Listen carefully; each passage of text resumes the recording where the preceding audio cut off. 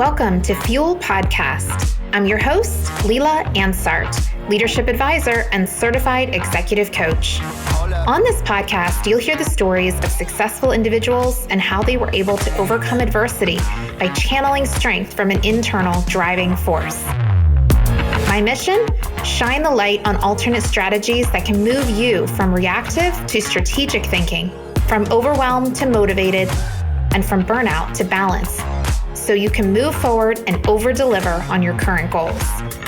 Let's dive in.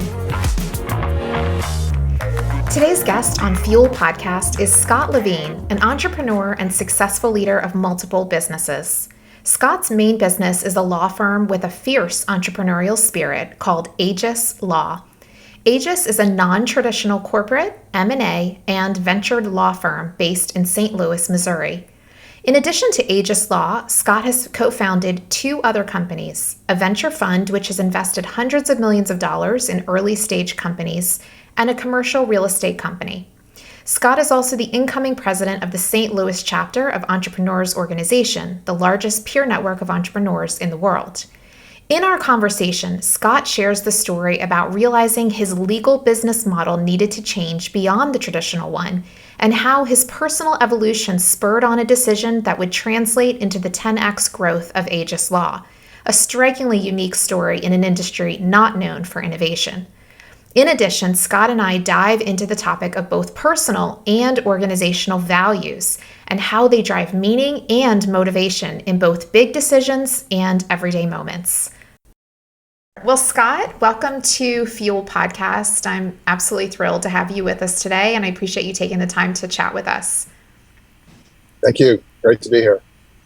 Why don't you take a moment and introduce yourself and let the listeners know who you are and what you bring to the business world table at this stage in your career. Oh, that's a great question. So I'm a recovering attorney. I like to sort of say it that way, but I introduce myself as an entrepreneur. It's been kind of a transition over the last 6 or 7 years, even though I've been, the business I'm running right now is almost 20 years old. I truly didn't embrace the idea of being an entrepreneur versus being a lawyer until recently. So I'm an entrepreneur. I run a law firm, AEGIS Law, that I started almost 20 years ago. Close to 35 attorneys in a number of different cities. I'm located in St. Louis, Missouri. We've probably have experienced a 10x growth in the last 7 years, in large part from a shift in our approach to what is a very traditional industry, but a big shift occurred, which we can talk about later. But first and foremost, I'm an entrepreneur. I feel like my responsibility is to support other entrepreneurs and to help others learn and grow as people and as leaders and as lawyers and staff people, both in my organization and outside of my organization. That's wonderful. Congratulations on such a track record of success and the level of growth that your business has achieved. Thank you.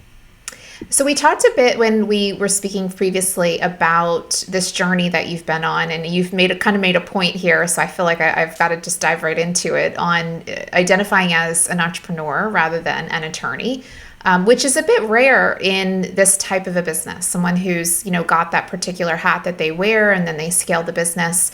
You don't often hear that transition. So would you share with us a little bit about, what that means to you and why that transition was necessary?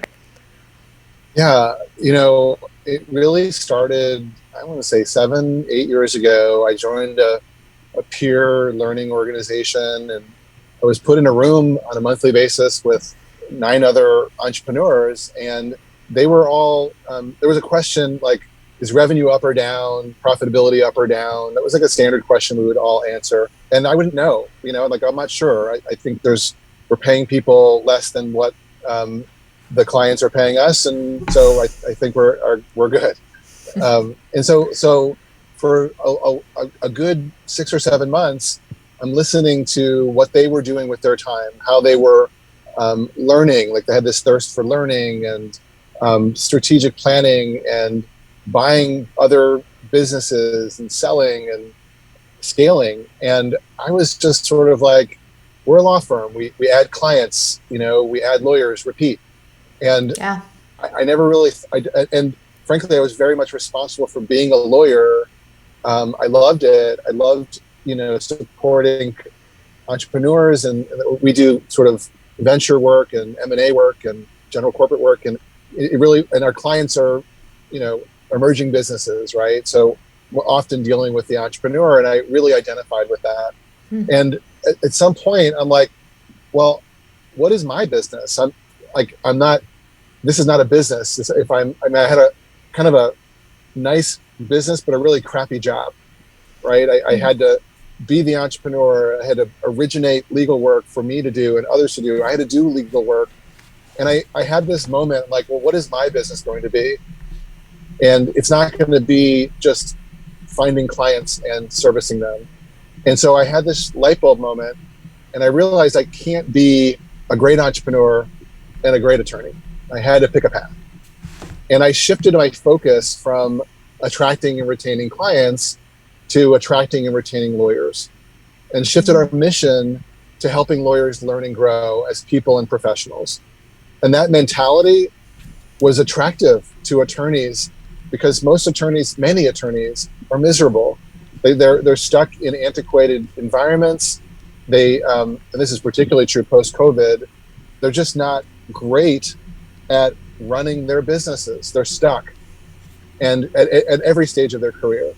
And so I saw an opportunity to, bring attorneys on and say, look, you have no responsibility for running a business.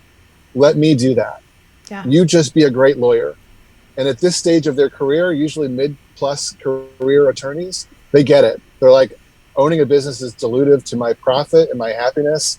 So, if you can solve for that, then I'm all in. And we created a model that made that work. We started to attract lawyers from around the country, and we've been acquiring small law practices ever since. And I've sort of re-identified or redefined myself as an entrepreneur, because that's what an entrepreneur does. Finds an opportunity to do something to help people and to create value. And, instead of finding clients, I'm finding attorneys. Instead of making clients happy, we're trying to make lawyers thrilled with being part of our firm. And that has created a lot of energy and attraction. And it's fun. I mean, my job is to coach and support people that are dynamic and interesting and culturally aligned. And now, after all these years, I can point to all these people that can be testimonials to our experience. And that's like nirvana, when I don't have to sell anything. I can just say, here, talk to these similarly situated people and let them share their experience. And as a business owner, an entrepreneur, that's just, an incredible place to be. It absolutely is. Hearing your story reminds me so much of the workplace culture that I do, talking to leaders about how to attract and retain fantastic talent, and the fact that it all translates back to the bottom line, that you get better results, you get better performance from people who are happy in their workplace. So curiously, from my standpoint, I kind of want to hear the evidence of that being true. How would you say the shift for you in terms of changing your approach, your strategy, to create a place where lawyers can grow and be happy in their work, how did that translate to the client experience for your clients? Well, that's a great question. One of the things that we measure, both from our lawyers, our staff, and our clients, is this. If you're familiar with the Net Promoter Score, right, the NPS, well, you can measure that with your employees as well. And so we were very. Every one of our employees, at some point in the month, they get a survey from us, just like you would send to a client. And we want to be judged. How are we doing? How are we serving your needs? When we have reviews, we do one-on-ones with people. It's not about how they're performing, it's how we're performing in support of them. So if you bring them in, the right people in, right, that align with their core values, and ours are not that complicated, right? It's trust and respect, a thirst for learning, making a difference, thinking big, being bold. These are common qualities of high performing, good people. And so if you bring the right people in and then you engage with them and making sure that you're meeting their needs as you integrate them, well, they're going to be happier. And of course, that's going to translate to the client satisfaction. There's also a practical part of our business in that we're a business law firm, call it that. And we do very high level competent work that you would often find only kind of in a larger law firm environment. But because we're able to attract talent and we're not a big law firm, there's an alignment with our clients that's just different. The way we make our clients feel about themselves and their projects and their invoices, is really effective given how our approach is to make happy lawyers, right? That's not, I'm sure if I said, do you know any unhappy lawyers? You probably 10 of them jump into your mind. It's just not absolutely. The traditional model is sort of, let's hire early career people, exploit them so that the late career people can, have a different experience. And that's just not sustainable, not in this day and age. And it's very hard for those organizations to change because the power structure rests on the top of that pyramid, where we sort of have developed a flat organization. Everyone is paid exactly the same. It's not a partnership. Everyone's paid. They have the same model, and it's a sort of economic model. And then we share our profits with everyone, from the person answering the phone to the person who's the most, one of the most impactful attorneys, with the idea that we want people to care about our bottom line because we care about theirs, and that formula seems to be working. That is so refreshing to hear, especially in your field. I mean, it's just really in the minority. And obviously, you mentioned you've scaled the business 10x since 2014, I believe was the year. Yep. Is that when this transition occurred? Yep. Okay. That's exactly when it occurred. Yep. Okay. So let me just kind of dig into this a little bit, Scott, because, this sounds wonderful. And I would imagine those listening are like, hey, if I'm in a position where I could do something like that, how hard is that change? So share with us, was this an easy shift once you had this light bulb moment, or was this, quite complex? It wasn't, I had to convince late career attorneys to join our firm, and that if they did that, the resources would be there to support them, and it would lead to a better experience for them and their staff if they were coming with staff. And I had to believe that, and my team had to believe that. And it's like, if you're the Kansas City Royals, no offense, they're the other side of the state, but and you don't have a great team every year, like the St. Louis Cardinals have a great team every year. It's very easy to attract talent to the St. Louis Cardinals because the stadiums are full and they win every year. But if you want to attract someone to the Kansas City Royals, you have to convince them about where you're going. Mm-hmm. And we did. And, we got lucky at some level. I met people at the right time in their life and the right time in our life, and we hit it off personally, and they believed in me. And then, so once you kind of get there where you say, I'm going to bring in these high performing people, I'm taking them away from something that is traditional and safe. And they took that bet. Well, that was the platform. And then, when they joined the firm, then I have a reason to bring in other support resources that I couldn't otherwise justify. And then when you have all this team in place, then it's easier to attract other senior lawyers and professionals, and it just kind of snowballed. And now we're at this place where it's like, okay, everyone is engaged. There's a high level of engagement, good cultural alignment. Now what? Like, how do we go from, I don't know, $10 million to 20 million? Is that the same company? Is that the same strategy? And, so those are fun conversations we're having, and it's nice, of course, there's this kind of looming economic reality that that's in the back of our minds. Like, what will that mean to us?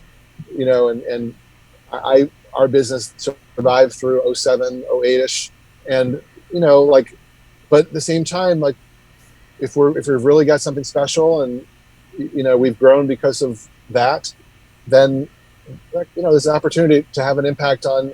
We've got 45 people that work for us, and and we feel like we've been so accommodating to their individual needs and their career goals and personal goals and side project goals and all these things, that flexibility that our model brings.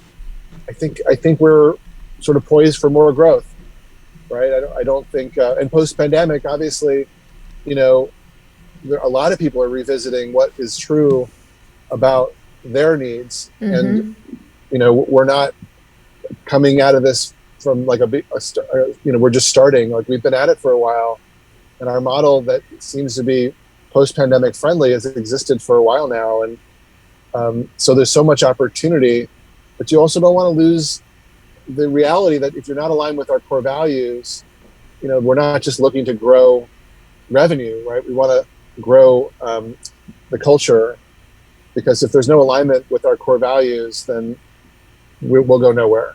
We'll go nowhere. It's so true.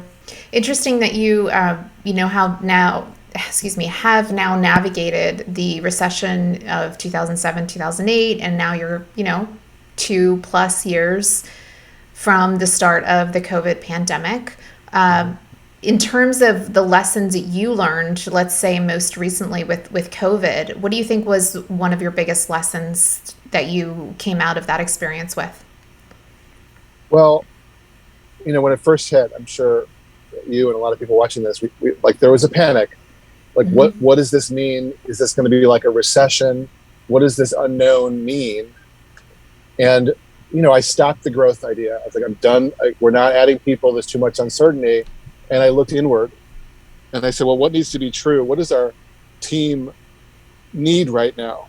And what do our clients need right now? And I decided to say that they needed to see us as leaders. The team needed to see us as leaders. We're confident. We're leaning into this. We're not looking to exploit it. And what I did is we began a weekly call. And I did this. We began a weekly call. And sometimes it was gathering entrepreneurs. It was let's create a space for people to talk about what they're doing, to learn from each other. And it kind of grew. And it was a weekly thing. And then I started bringing in some speakers, because 20 people grew to 100, 100 grew to 200. And I reached out at that moment when everything was shut down. We were all just home. And I thought, well, every CEO in the world is home, right? There's no one, everyone's available. Yeah. And so I started reaching out to some of the most impactful CEOs I could get to. And I said, hey, could you jump on this Zoom call? I've got hundreds of entrepreneurs that are just kind of looking for some examples of leadership and what should they be focused on right now. And the last event that we did, we had 6,000 people from around the world. Oh, that's fantastic. And the message was, and I, to my team and to our clients and to everyone, is that we are relevant, we are confident, we are still innovating, we are being leaders here. Whether that translated to any practical, decisions people made, it created an energy that I think, as I'm thinking about what's coming, who knows? But like, how do we get there again? How do we become very visible to our team, to our lawyers, to our staff, to our clients, to our referring sources? How do we help them leverage? We've got a huge database. We've got opportunities to communicate, seminars, webinars, events, creativity. And that inspires me, that inspires me. So whether we're looking at a moment to be inward again remains to be seen. But that's one of the things I learned, is like, you've got to, in moments of stress, you've got to lead. And because, even the most senior people, even people more senior than me, we're nervous. And Yeah. you got to kind of rally the Yeah. troops. You've spoken so much about your values, about alignment with values, about this desire that you have to serve people and to better their experience, whether that's in their work life, whether that's for your clients and their business success. I don't want to put words in your mouth, of course, but the theme of this podcast is really trying to identify and crystallize and encapsulate the fuel that each of us holds, that helps to push us through when things are crazy, when they're volatile. How would you describe that source of motivation for you? I was reflecting on this the other day, and every challenge that I've created for myself, for my family, for my children, my partner, my lawyer, like whatever, it originated from not doing something that was aligned with our core values, right? Mm-hmm. Like we can't always be perfect, right? We can't always be living a life aligned with our core values in every minute. There's just, spontaneous decisions, reactions to things, being defensive, not being collaborative. Like, we're human, but almost all of my challenges relate to those moments where I've deviated from my values, where I haven't demanded of myself or the people around me that they need to be aligned with my core values in order for us to function together. And so it's not complicated, right? There are universal values, hundreds of universal values, and you can score yourself. And I do this exercise. How am I doing with this? How is are the people in my life serving me well in these values? Like, my values are belonging and co-creation, collaboration. These are things that are very important to me. And when I don't feel, I want people to approach me with curiosity instead of defensiveness. Right? When I don't feel like the people in my life are approaching me with the curiosity, it takes a moment not to be defensive, but to say back, like, this is how I'm experiencing this, right? This is how I would prefer you approach. Don't assume I'm doing something that's not aligned with core values or not aligned with a plan. Please ask me where I'm coming from, because ordinarily it is, part of a plan. So demand that of people around you. Just kind of lift them up. How do you lift from wherever they are? Everyone's coming from a different place, but lift up the people around you and help, as a leader, help them be a better version of themselves. But also stay true to what your core values are, right? Did that answer your question? It did. Yeah, it absolutely did. You talked about the challenges that you've created or experienced in your life have come from times when you didn't align with those. Would you mind sharing a story with us? Yes. A number of years ago, one of my business partner, he left the firm to go work full time on a business that we had started together, and it's worked out great for him and for us for lots of reasons. But he left a hole in, like, we were much smaller then, and he was doing a lot of work for my clients, and he was a very competent attorney. And I started interviewing, and I met someone who, on paper, was like, oh my gosh, this is the best. Like, I can't believe this person has shown up, and I was so happy about it. And the references she gave me were two people that I knew really well. One was a mentor, and the other was, like, a woman I dated, like, randomly. And it just so happens that, she didn't know about my connection to those two. And their response was, Scott, we know you, we love you. This is not a good fit. Like, run, don't walk away from this. This will not be a good fit for you or your culture.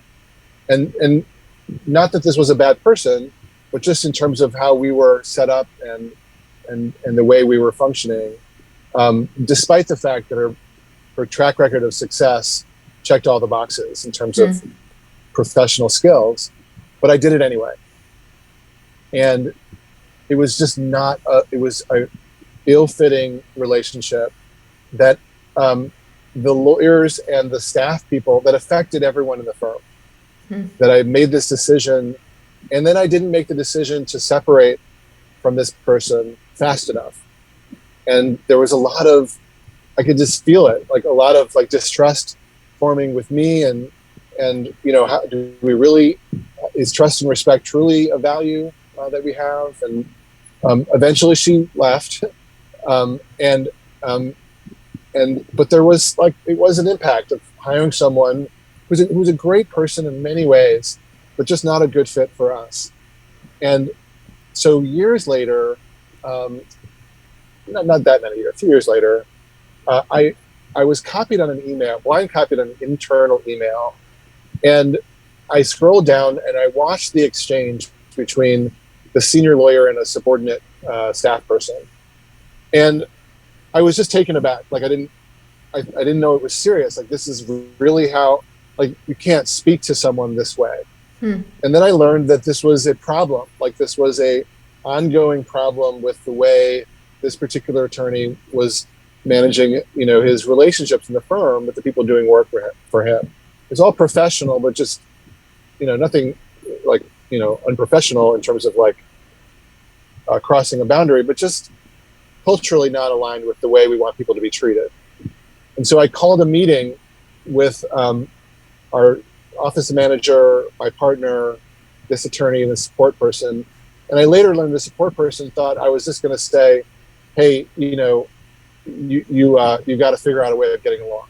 Like, thought that I would take the moment to do that. And what I did instead was I made it clear that this attorney couldn't continue to work for the firm and do this and behave this way, that the behavior was not aligned with our core values. And granted, it was like putting a softball on a baseball tee, and like, but I saw an opportunity to really bring our core values forward. And it was, the staff person was crying because she just wanted to work for the firm that I was exhibiting, but just didn't know. And then there was this history of like not solving a problem quick enough.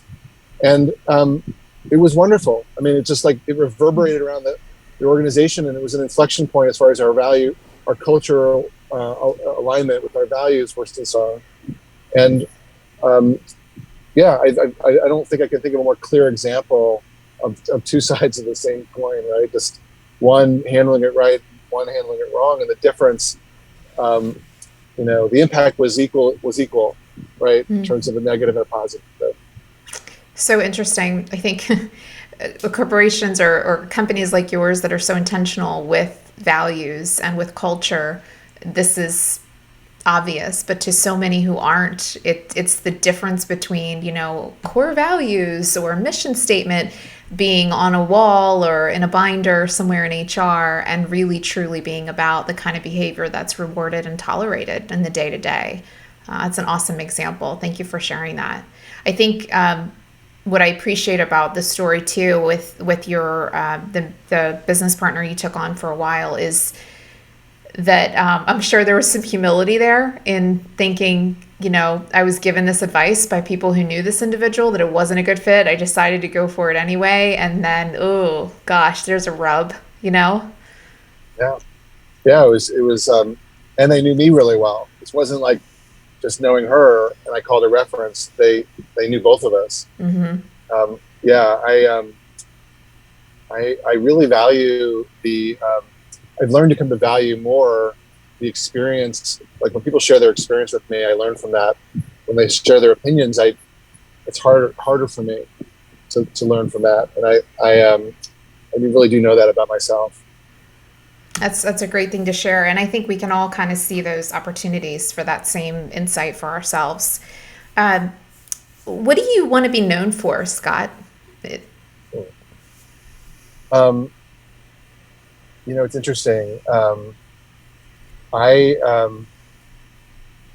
I'm taking on a leadership role in a local chapter of a global nonprofit, and there's about 160 members of the organization, and the members run the organization. A board is selected, and there's about 20 of us that serve on the board, and it's a peer learning organization, let's call that.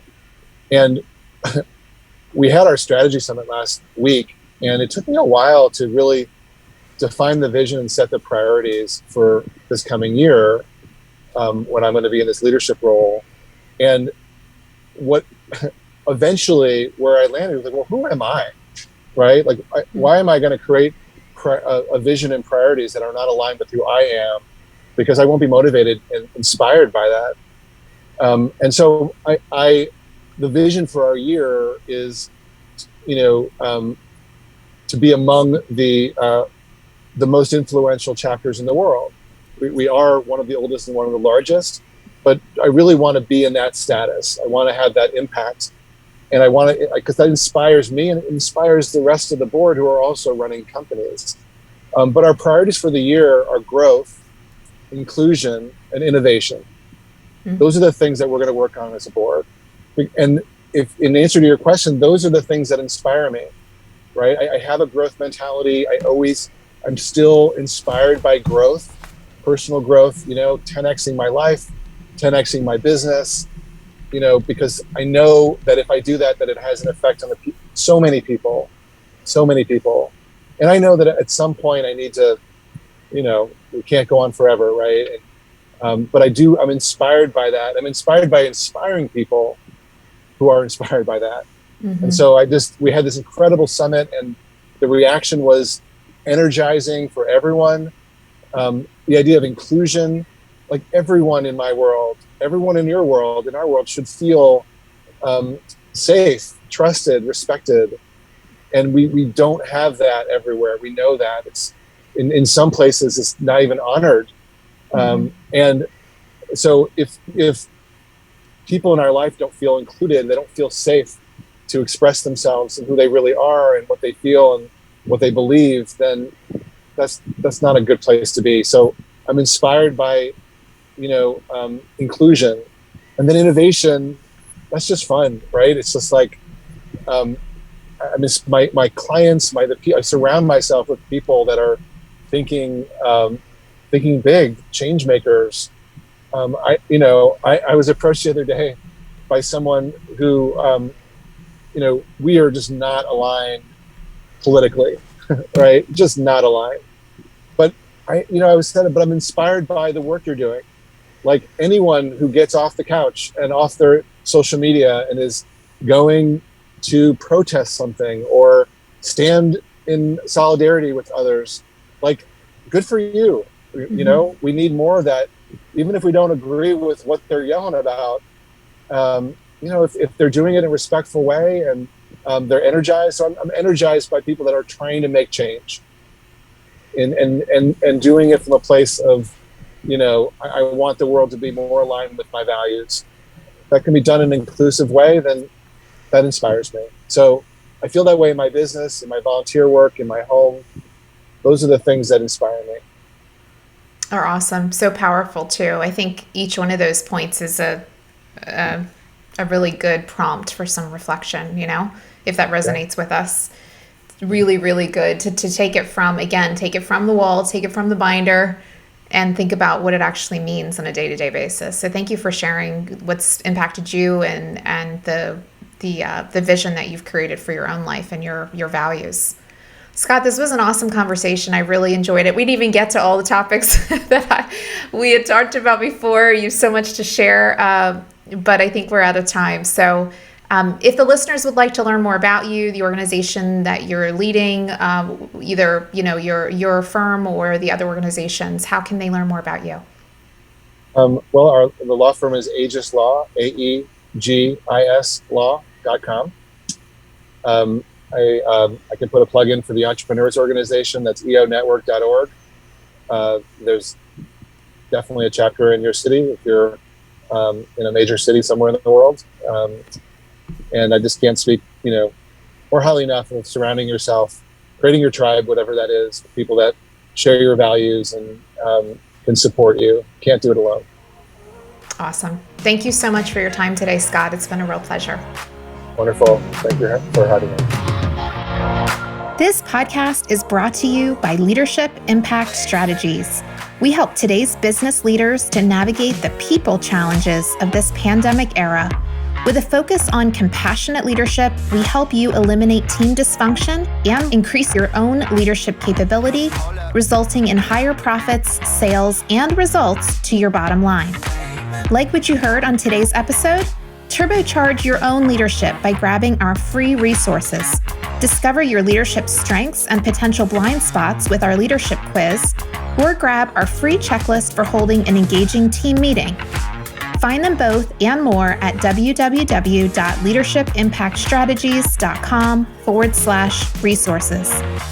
Finally, don't forget to subscribe to Fuel Podcast wherever you listen to your podcasts, so you'll be notified of every new episode.